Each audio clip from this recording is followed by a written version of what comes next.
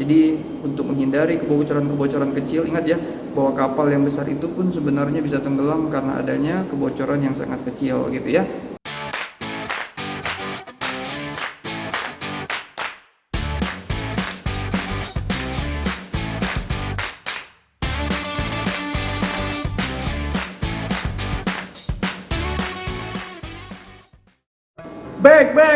Back again. Wah, teman-teman Slim semuanya, kembali lagi di Seven Production. Teman-teman, kali ini gue pingin sedikitnya berbagi gitu ya. Jadi ada beberapa jurusan yang sekiranya itu memang dia menjadi jurusan joker. Gue mengatakan jurusan ini jurusan joker karena memang sangat-sangat dibutuhkan dan juga bisa dikatakan kemanapun lulusan-lulusannya bekerja, dia akan terpakai gitu ya. Nah, jadi ini pun sebenarnya terbagi dalam beberapa periode waktu gitu ya. Artinya ada satu jurusan yang benar-benar dulu sangat-sangat familiar gitu, terus pada akhirnya sedikit mulai pudar dan diganti oleh jurusan lain yang lebih banyak diminatin dan banyak dibutuhkan oleh perusahaan-perusahaan. Dan sampailah kepada kita di mana artificial intelligence atau yang namanya kecerdasan buatan, teknologi udah semakin berkembang pesat dan juga cepat ya. Jadi teman-teman, gue mau berbagi saja, minimal itu setidaknya itu ada 3 jurusan yang menurut pendapat gue berdasarkan periode waktunya dia sangat diminatin dan sangat dibutuhkan oleh banyak perusahaan ya. Seperti apa jurusan-jurusan tersebut, jurusan-jurusan apa saja yang gue maksud. Namun sebelumnya teman-teman, berinvestasilah dengan menekan tombol subscribe, share, like, dan komennya. Jangan lupa juga untuk menekan tombol loncengnya supaya teman-teman mendapatkan update terbaru dari channel ini. Oke, seperti apa pembahasannya? Check it out!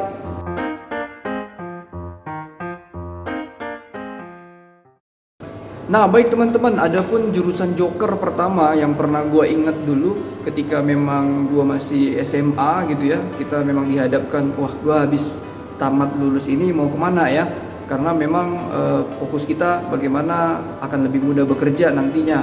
Jadi kita pingin sekali punya lulusan, atau kita pingin kali ketika kita lulus nanti kita langsung terpakai dan bisa dipekerjakan, bisa menghasilkan duit. Nah, jurusan yang pertama itu dulu adalah bahasa Inggris. Jadi ini seolah-olah memang jurusan joker yang semua lapisan pekerjaan perusahaan membutuhkan. Ya, teman-teman misalnya mau masuk di bagian hukum sekalipun sangat dibutuhkan tuh tenaga yang namanya bahasa Inggris. Ya, begitu juga ketika teman-teman harus bekerja dengan perusahaan-perusahaan. Ya, mereka juga pasti akan membutuhkan tenaga yang bisa bahasa Inggris. Ya, dulu itu memang kenapa bisa seperti itu ya, memang setiap perusahaan yang mau besar dia juga harus mengembangkan sayapnya, cabangnya ke luar negeri. Dan salah satu ya memang yang harus diperlengkapin oleh si perusahaan adalah yang namanya kemampuan karyawannya berbahasa Inggris. Ya, jadi supaya ini bisa menjadi semacam penyambung apa yang menjadi kebutuhan dari partner atau kliennya. Nah, jika teman-teman ini pun tidak pada akhirnya bekerja dengan orang lain, mereka pada akhirnya juga bisa membuka usahanya sendiri. Contohnya ya membuka les atau kursus bahasa Inggris ya. Ini sangat-sangat prospek banget pada saat kita dulu, karena dia menyediakan beberapa jenjang gitu kan, dari yang sifatnya basic, elementary, advance gitu ya. Wah, ini sangat familiar banget. Termasuk juga teman-teman yang memang membuka jasa translator gitu ya, sebelum ada Google Translate gitu ya. Bahkan sampai sekarang pun banyak kan masih dipakai jasa-jasa teman-teman yang memang punya skill dalam hal kemampuan berbahasa Inggris. Jadi ini salah satu ya jurusan yang pernah benar-benar menjadi jurusan joker menurut pendapat gua, di mana dia bisa masuk kemana saja dan dia sangat banyak peminatnya.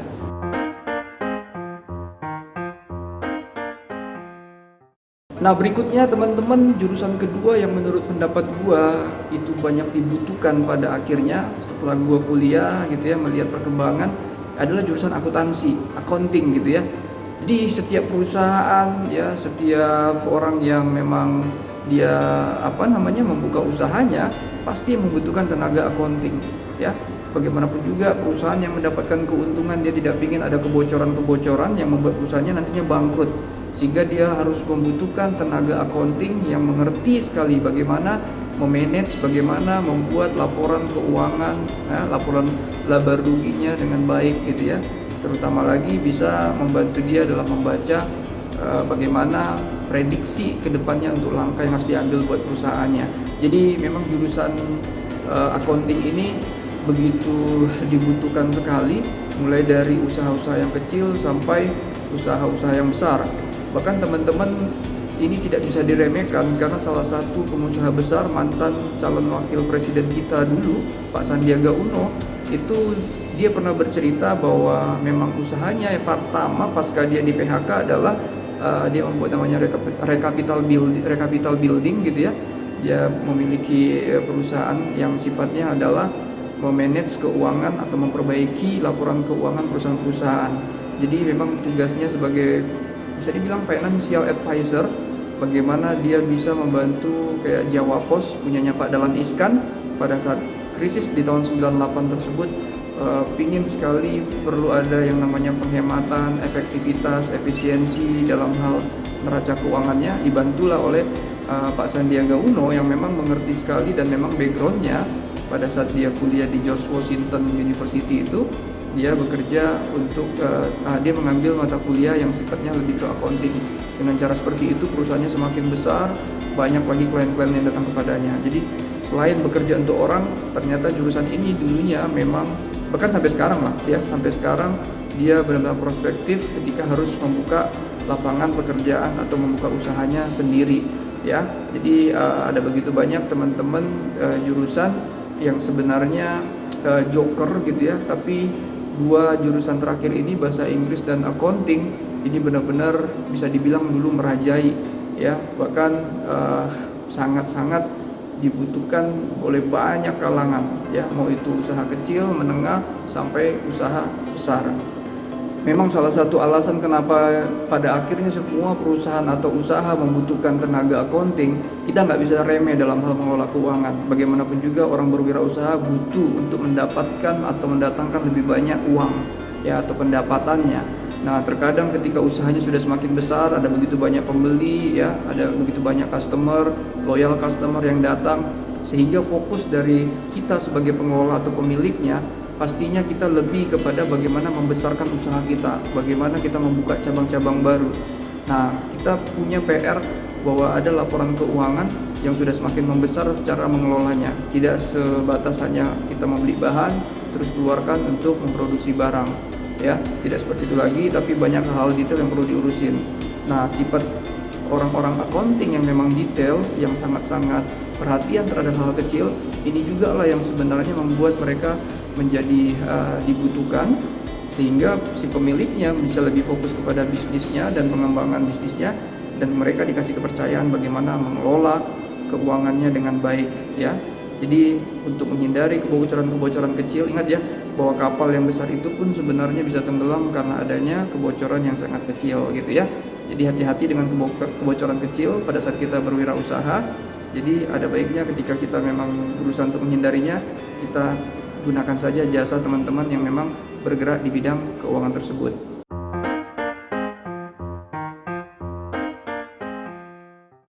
Nah, yang terakhir teman-teman, ini sudah pasti menurut pendapat gua, bahkan semua jurusan yang ada saat ini itu harus peka dan semuanya melek terhadap yang namanya dunia digital. Jadi namanya jurusan IT ini sangat prospektif ke depannya.